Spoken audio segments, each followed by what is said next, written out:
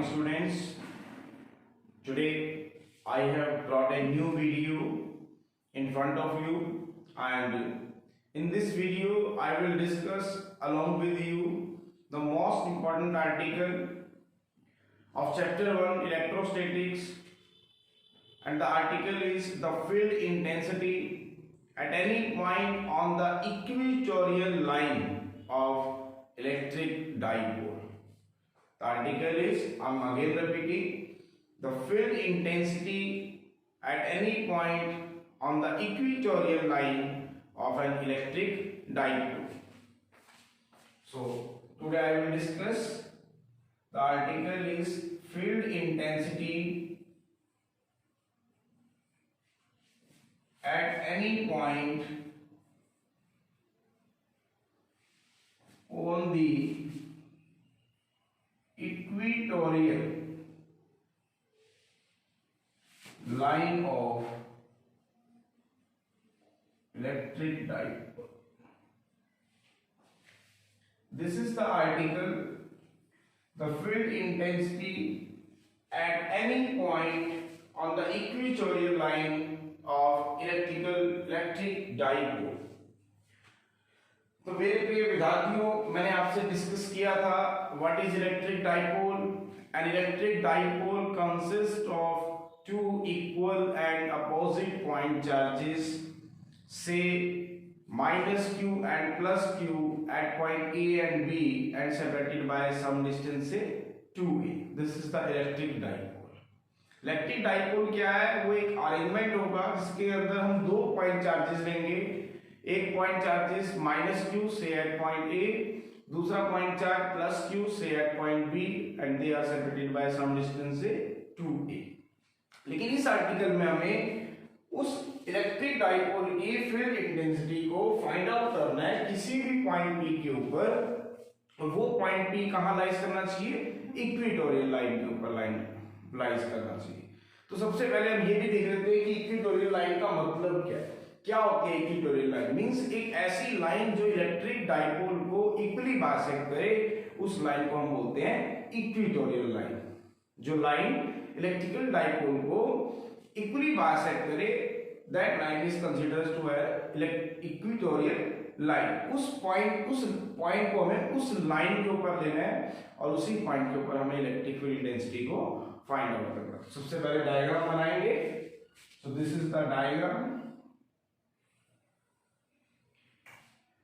This is electric dipole. Electric dipole consists of two point charges. First is -q at point A and the second is +q at point B, and they are separated by some distance से 2a. This is the electric dipole. मैंने आपके सामने यहाँ electric dipole लिया है जिसमें मैंने दो चार्जेस आपको दिखाए हैं, -q at point A और दूसरा +q at point B. O is the center point of the dipole. अगर O इसका सेंटर पॉइंट है तो ये आपके पास AO कितना हो गया, और A और OB कितना हो गया आपके पास A.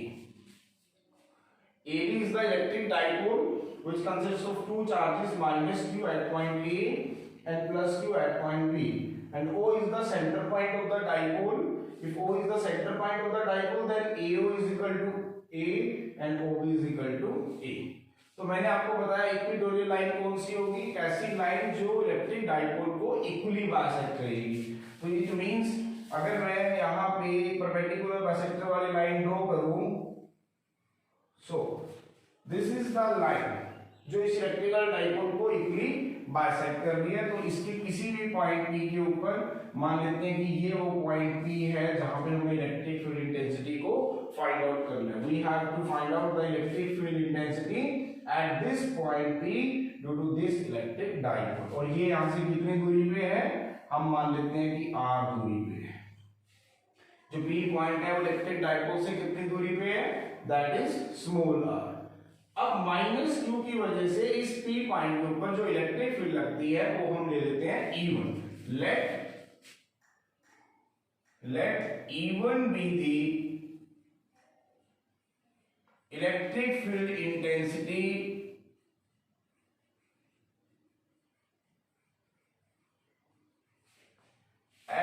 point P due to the charge minus Q at P। हमने मान लिया कि इस माइनस Q की वजह से इस P पॉइंट के ऊपर जो इलेक्ट्रिक फील्ड इंटेंसिटी लग रही है वो E1 है। Let E1 be the electric field intensity at point P due to the charge minus Q at E। तो अब हमें पता है कि माइनस Q की वजह से जो इलेक्ट्रिक फील्ड इंटेंसिटी है उसकी डायरेक्शन क्या होती है, इनवर्ड होती है। तो इसका मतलब अब मैं यहां से अगर इसको ड्रॉ करूंगा तो इसमें जो इलेक्ट्रिक फील्ड इंटेंसिटी की जो डायरेक्शन होगी दैट इज इनवर्ड E1। और हम मान लेते हैं कि E2 क्या है, electric field intensity at this point P due to the charge plus Q। Let E2 be the electric field intensity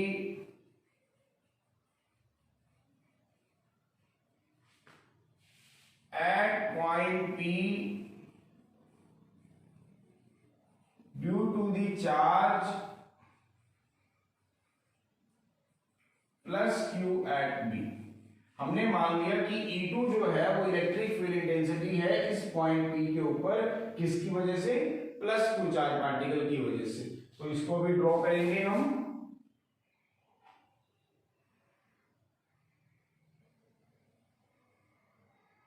तो late E2 be the electric field intensity at this point P due to the charge plus Q at P। अब E2 जो है अगर इसकी वजह से electric field intensity है कौन से चार्ज पार्टिकल की वजह से, प्लस Q चार्ज पार्टिकल की वजह से, तो ये आउटवर्ड डायरेक्शन में लगेगी। तो E2 को मैंने कैसे दिखा दिया, आउटवर्ड डायरेक्शन में। तो this is the electric field intensity at this point P due to the charge से प्लस Q एट B। ठीक है, नाउ तो AB आपको कितना गिवन है, 2A। तो यहां से आपके पास AO कितना हो जाएगा, आपके पास A, और OB कितना हो जाएगा आपके पास A। Let P be the point at a distance say R from electric dipole। Let P be the point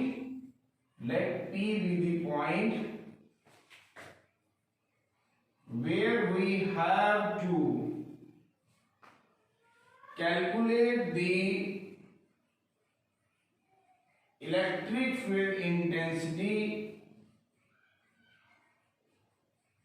Let P be the point, हमने मान लिया कि P वो पॉइंट है जहां पे हमें electric field intensity find out करनी है due to an electric dipole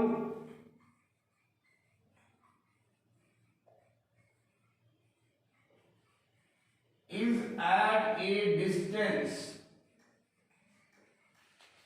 से R फ्रॉम O। हमने मान लिया कि P कौन सा पॉइंट था, P वो पॉइंट था जिस पॉइंट पे हमें इलेक्ट्रिक फील्ड इंटेंसिटी को फाइंड आउट करना था इस इलेक्ट्रिक डाइपोल की वजह से। तो P पॉइंट मान लिया कि O पॉइंट से कितनी दूरी पे पड़ा है, R डिस्टेंस पे पड़ा है। Let P be a point where we have to calculate the electric field intensity due to electric dipole is at a distance say R from O। तो अब this angle is theta, this angle is theta and this angle is 90 degree. हम मान लेते हैं कि ये angle कितना है आपका, 90 डिग्री। तो अगर ये एंगल थीटा है तो अगर मैं यहां से एक हॉरिजॉन्टल लाइन पास करूं तो आप देखेंगे कि ये हॉरिजॉन्टल लाइन PH ये बिल्कुल एग्जैक्टली पैरेलल है इस इलेक्ट्रिक डाइपोल पे। अगर ये एंगल थीटा है तो ये एंगल भी क्या बनेगा, थीटा बनेगा, अल्टरनेट एंगल्स। तो resolve E1 into two rectangular components, resolve E1 into two rectangular components।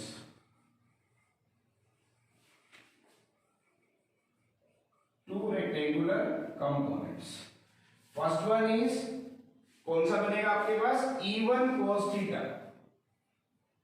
E1 cos theta, and the second is E1 sin theta। First one is E1 cos theta acting along PH, second is E1 sin theta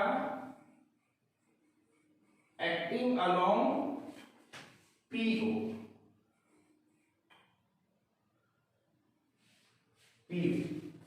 acting along PO। इसी तरह अब ये angle अगर theta है तो ये angle भी क्या बनेगा, थीटा बनेगा। तो सेम मैनर से रिजोल्व करेंगे इलेक्ट्रिक फील्ड E2 को। Similarly resolve electric field E2 into two rectangular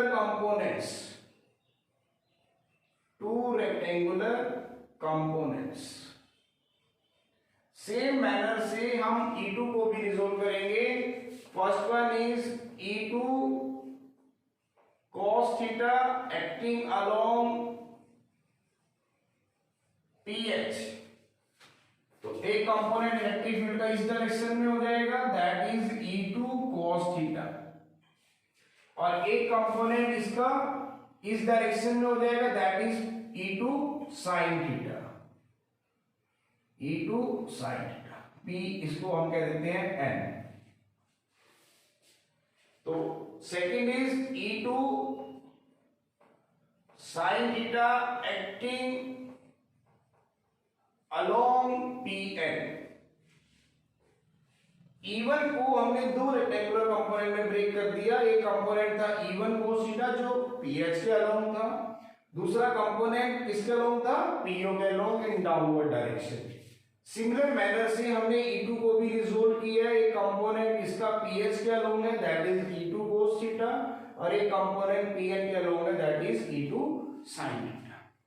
अब आप सबको पता है कि जो इलेक्ट्रिक फील्ड इंटेंसिटी है वो किस पे डिपेंड करती है, डिस्टेंस के ऊपर। अगर डिस्टेंस बढ़ेगा तो इलेक्ट्रिक फील्ड इंटेंसिटी क्या होगी, कम होगी, और डिस्टेंस अगर कम होगा तो इलेक्ट्रिक फील्ड इंटेंसिटी क्या होगी, ज्यादा होगी। सबसे पहले हम डिस्टेंस भी फाइंड आउट कर लेते हैं। AO आपको पता है कितना है, OP पता है आपको कितना है, R। तो AP को फाइंड आउट करो। तो फ्रॉम ट्रायंगल APO, तो AP का square is equal to AO का स्क्वायर प्लस OP का स्क्वायर। तो AP का square, now what is AO, that is A square. Now what is OP, that is R square. तो AP की value कितनी आ गई आपके पास, root of R square plus A square. तो इसका मतलब ये वैल्यू आपकी कितनी आ गई, root of R square plus A square. ये हमने फाइंड आउट किया। तो आपके पास AP कितना आ गया, root of R square plus A square. इसी तरह BP को भी फाइंड आउट करेंगे। Similarly, we can find out the value of BP from triangle OPB।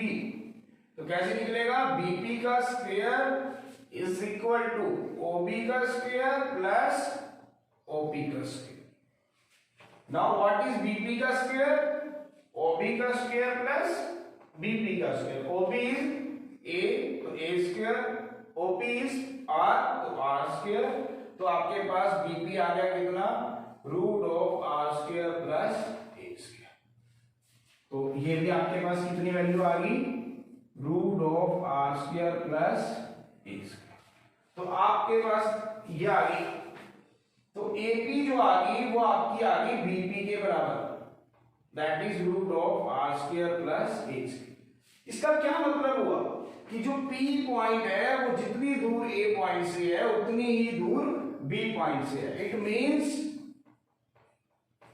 Means the point P is at equal distance from -q and +q, कि जो point P है वो equal distance पे है from the charges -q and +q charges at A and B। हम इसका मतलब ये है कि जो P पॉइंट है वो इक्वल डिस्टेंस पे है इस -q चार्ज से जो A पॉइंट पे प्रेजेंट है, और इस +q चार्ज से जो इस बी पॉइंट पे प्रेजेंट है। अगर P पॉइंट इक्वल डिस्टेंस पे है तो इसका मतलब जो इलेक्ट्रिक फील्ड इंटेंसिटी है वो आपकी क्या लगेगी, सेम लगेगी। क्यों? क्योंकि जो इलेक्ट्रिक फील्ड इंटेंसिटी होती है वो क्या होती है, डिस्टेंस का square.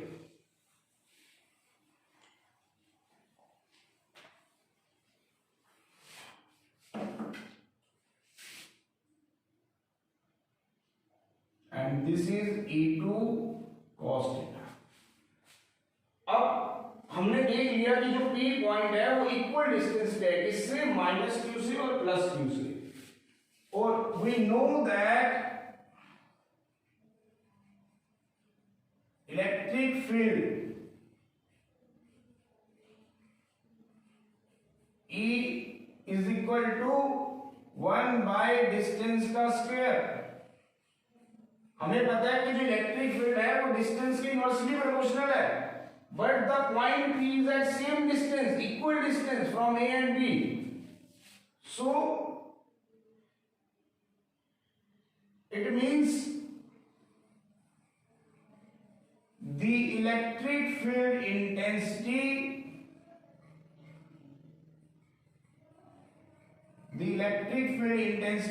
E acting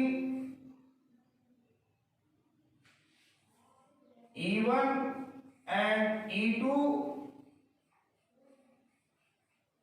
acting at point P due to charges minus Q at A and plus Q at B are equal।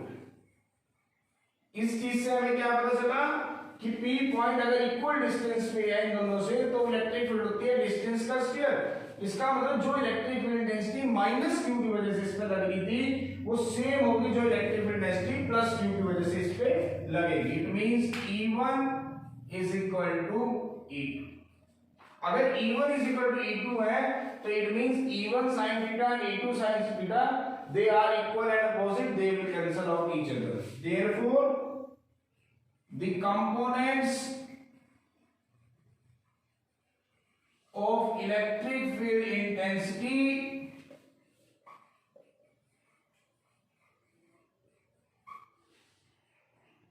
E1 sin theta and E2 sin theta are equal and opposite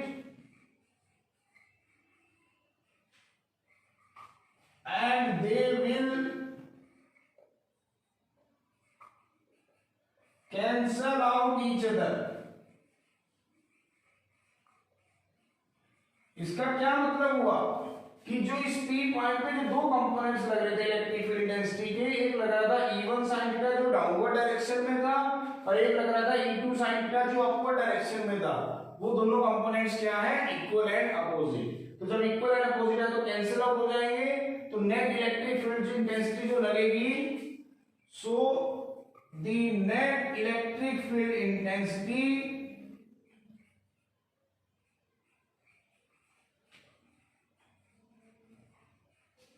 acting at point P are sum of E1 cos theta plus E2 cos theta। इसका मतलब जो net electric field intensity इस point P के ऊपर लगेगी वो क्या होगी हमारे पास, sum of E1 cos theta plus E2 cos theta. तो ये नेट इलेक्ट्रिक फील्ड इंटेंसिटी हमारी इस पॉइंट P के ऊपर लगेगी। अब हमें क्या करना है, E1 की वैल्यू को फाइंड आउट करना है, E2 की वैल्यू को फाइंड आउट करना है और इस इक्वेशन नंबर 1 पे रख देना है, ठीक है। But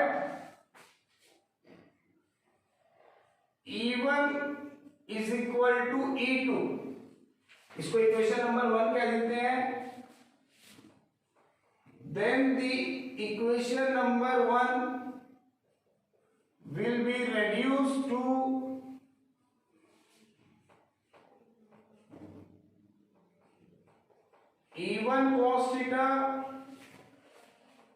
plus E2 cos theta, and that will become equal to 2E1 cos theta. This is the net electric field intensity acting at point P due to this electric dipole. E1 कितना आ गया बाबा? E कितना आ गया? 2E1 cos theta. अब E1 कैसे निकालेंगे? Now E1 formula लगाएंगे 1 बाय E1 क्या होता है? 1 by 4 pi epsilon naught q by distance का square, means 1 by 4 pi epsilon naught q by distance का स्क्वायर, डिस्टेंस का square. Now what is distance? Distance is AP, AP का square. तो आपके पास E1 आ जाएगा 1 by 4 pi epsilon naught q by AP का square. Now what is AP? That is r square plus a square, इसका whole square. This is because AP is equal to root of r square plus a square. तो AP की value लग गई. अब निकालेंगे cos theta की value from triangle APO.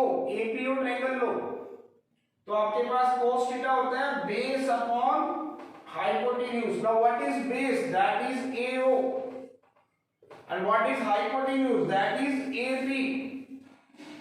It means AO is A and AP is root of r square plus a square. तो cos theta भी आ गया और E1 भी आ गया. Put the value of E1 and cos theta in equation number 2. we get, अब हम क्या करेंगे? E1 को और cos थीटा को इस इक्वेशन नंबर 1 के अंदर रखेंगे. तो हमारे पास जो इलेक्ट्रिक फील्ड इंटेंसिटी आ जाएगी वो उस पॉइंट P के ऊपर आ जाएगी due to an equatorial line of an electric dipole.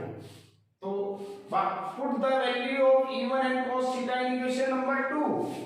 तो इक्वेशन नंबर 2 क्या रिड्यूस हो जाएगी? हमारे पास net electric field intensity is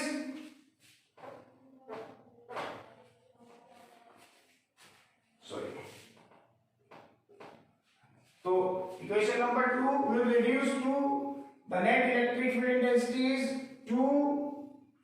हमारे पास थी E1 cos theta, तो E is equal to 2. now what is E1? E1 is 1 by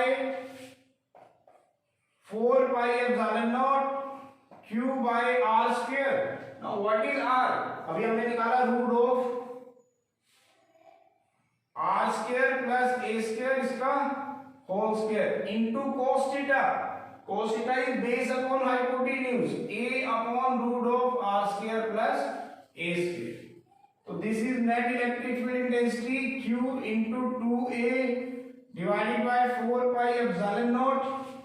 square root से स्क्वायर खत्म होगा तो बनेगा r square plus a square, और ये बन जाएगा r square plus a square, r square plus a square की power 1/2.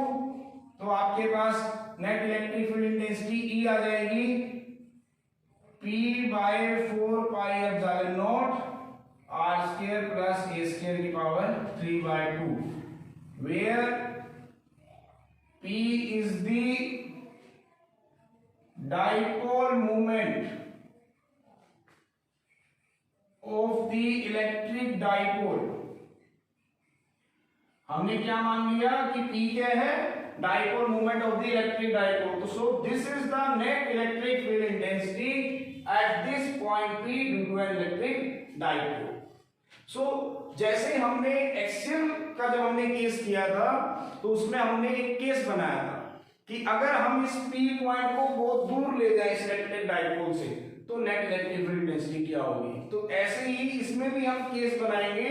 We have to take this point P is to be very far away from the electric dipole. Case number 1. If the point P is placed if the point P is placed very far away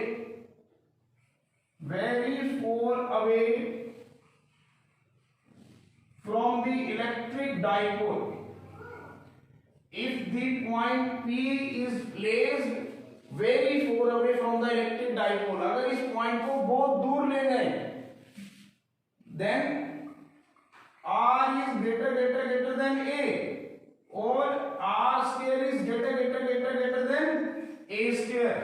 So we can neglect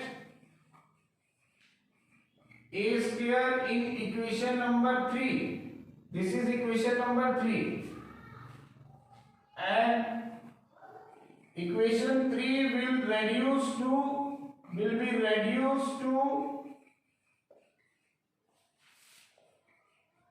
E1 is equal to P by 4 pi epsilon naught. A square खत्म हो जाएगा तो R square की power 3/2 R की cube, or we can say the net electric field intensity E is inversely proportional to R cube. So this is the net electric field intensity at any point P due to an equatorial dipole. So this is the complete discussions about the electric field intensity at any point P on the equatorial line of an electric dipole. So my dear students, hopefully आप सभी को मेरी videos पसंद आ रही होंगी. If you like this video, then please don't forget to like, share and subscribe it. Thank you.